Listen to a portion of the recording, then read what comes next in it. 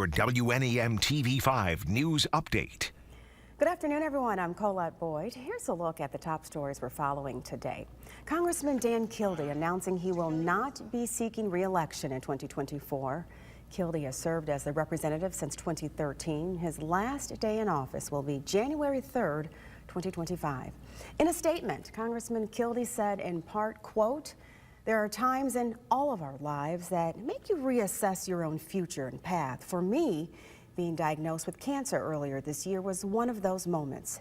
Thankfully, earlier this year, I had successful surgery and I'm cancer-free.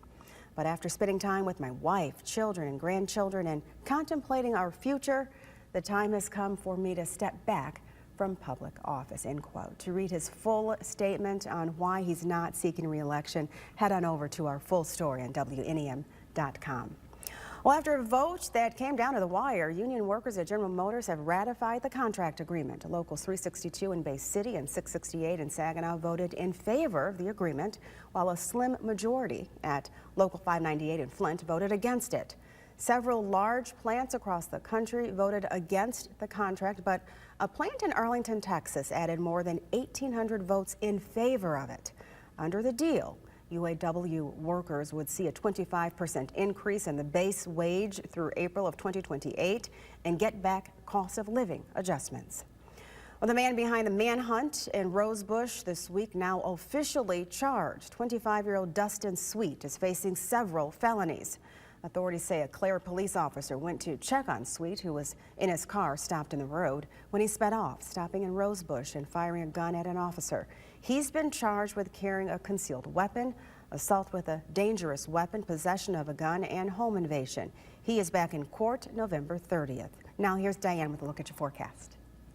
This afternoon, we are still going to be using our sunglasses, but we do have a change, kind of a tweak to the forecast, and that's going to be that we do have some clouds that'll be coming back in. You're going to find on our hour-by-hour forecast that the cloud cover is going to be still a little bit broken, but it does increase as we go into this evening and overnight because it's been a while since we've seen this, but yeah, some green showing up. Rainfall going to be possible by the time we wake up tomorrow morning. So tonight when you go to bed, it's still going to be dry, but when you get out of the bed tomorrow morning, you might even hear some raindrops hitting the window. This is all along a cold front, and that's going to be sweeping through, bringing us rain and playing with our temperatures, but it doesn't last long. That rain will wrap up around lunchtime or just a little bit after that and leave us then with our Friday night plans that are going to be just fine. You will see that we'll have a few clouds, but overall conditions are going to clear out, and that means that it's going to lead us to a bright start to our Saturday morning. This is when we're going to have a lot of those local holiday parades that are going on, so if you're going to go partake in those,